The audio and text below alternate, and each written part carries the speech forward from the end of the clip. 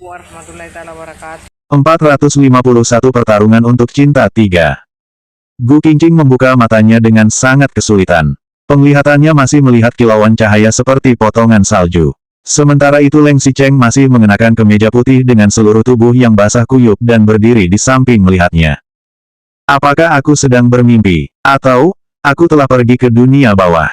Aku sudah mati, masih bisa melihat Leng Xicheng. Tampaknya kondisi dunia bawah juga lumayan. Setidaknya, aku masih bisa melihat Leng Xicheng muncul setelah kematianku, batin Gu Qingqing. Pada saat Gu Qingqing kebingungan, Leng Xicheng perlahan-lahan mengulurkan tangannya ke arahnya dan dengan lembut meletakkan jari-jarinya di dahi Gu Qingqing. Tangan Leng Xicheng kering, hangat, dan ramping dengan punggung tangan yang sedikit kasar. Itu malah membuatnya merasa seperti sentuhan biji wijen kecil.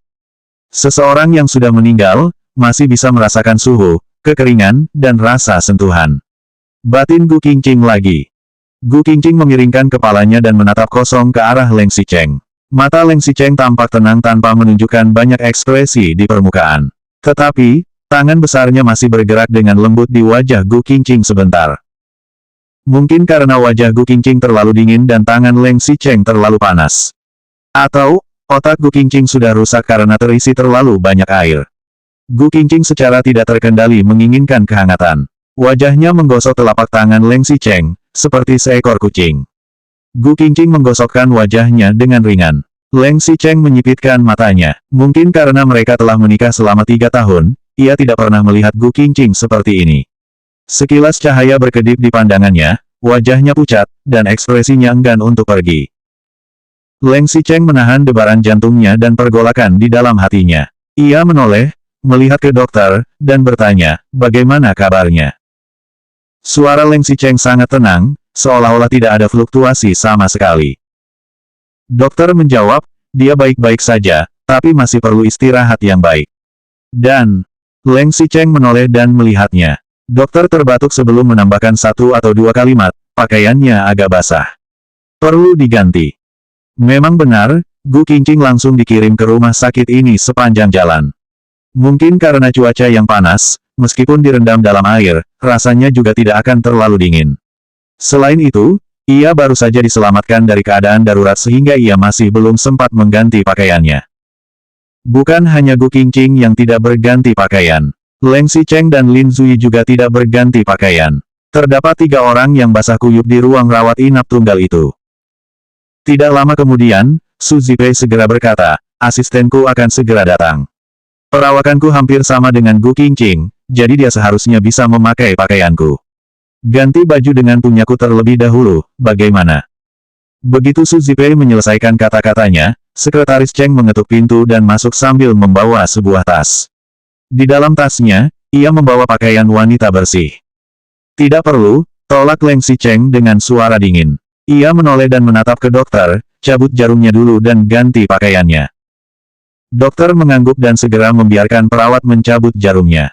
Mungkin karena perawat itu mencabut jarumnya dengan sedikit terlalu kuat, setetes darah keluar dari lubang jarum. Bibir Gu Qingqing sedikit berkerut karena jelas itu terasa agak sakit. Leng Xicheng sedikit mengernyit dan tidak mengatakan apa-apa di depan semua orang. Ia hanya memerintahkan, bawa pakaiannya ke kamar mandi. Sekretaris Cheng mengangguk, membawa tas itu, dan masuk. Sementara, Leng Xicheng mengabaikan sekelompok orang tersebut dan segera menggendong Gu Qingqing untuk membawanya ke kamar mandi di sebelahnya.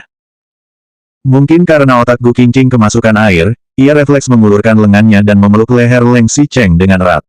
Ia membiarkan Leng Xicheng membawanya ke kamar mandi dengan lembut. Saat Sekretaris Cheng hendak keluar, Leng Xicheng menoleh sedikit dan mengingatkan, ingat, harus memblokir berita tentang kita melakukan perawatan medis di sini. Dan jangan biarkan orang tuaku tahu. Kota Binhai sangat dekat dengan Yancheng. Di sini pada dasarnya adalah taman belakang Yancheng. Tempat di mana Leng Xicheng membawa Gu Qingqing untuk dirawat adalah sebuah rumah sakit swasta dan tidak ada yang bisa masuk jika tidak memiliki koneksi hubungan khusus. Pewawancara juga tidak akan tahu. Sekretaris Cheng mengangguk dan bersiap untuk pergi. Namun, Leng Xicheng sedikit mengernyit dan menambahkan, dan, ganti perawat yang baru saja mencabut jarum. Cari yang baru. 452 pertarungan untuk cinta 4. Bahkan mencabut sebuah jarum pun tidak becus. Buat apa mempekerjakannya di sini? Buat apa menjadi seorang perawat? Maki Leng Xicheng dalam hati. Sekretaris Cheng tercengang, kemudian mengangguk. Kemudian, Leng Xicheng berhenti sebentar dan berkata lagi, usir Lin Sui. Hanya melihatnya saja membuatku merasa sebal. Leng Xicheng menggendong Gu Qingqing dan mendudukkannya di atas tutup bangku toilet. Gu Qingqing duduk dengan lembut di atas tutup bangku toilet, tetapi tubuhnya tidak memiliki sedikitpun kekuatan. Saat Leng Xicheng melihat Gu Qingqing akan segera jatuh, ia segera maju dan memeluk tubuhnya dengan lengannya yang kuat. Leng Xicheng mengerutkan kening dan bicara dengan suara yang agak tegas, sudah aku bilang agar kamu tidak memaksakan diri. Siapa yang menyuruhmu menjadi pengganti? Gu Qingqing mengangkat matanya dan melihat Leng Xicheng. Mungkin karena terlalu lemah dan dimarahi, ia melihat Leng Xicheng dengan kepala yang linglung dan mata yang sedikit merah.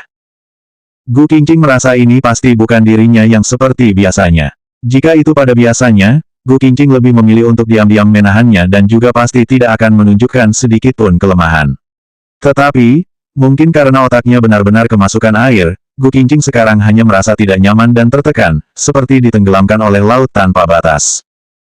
Mata Gu Qingqing menjadi semakin merah hingga hampir menangis.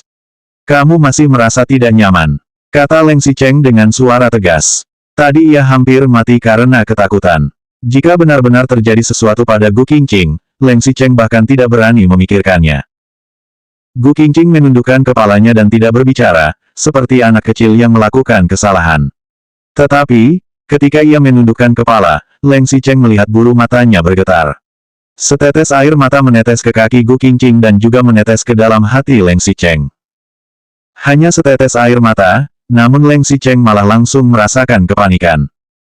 Seperti turun hujan kecil pada musim semi di Jiangnan. Kelopak bunga bergemerisik. Dada Leng Xicheng seperti terpukul dengan kuat. Rasa malunya mengalir seperti aliran air mata. Air matanya seperti untaian hujan, angin yang padat dan terjalin, mengikatnya dengan ketat, dan tidak membiarkannya melarikan diri.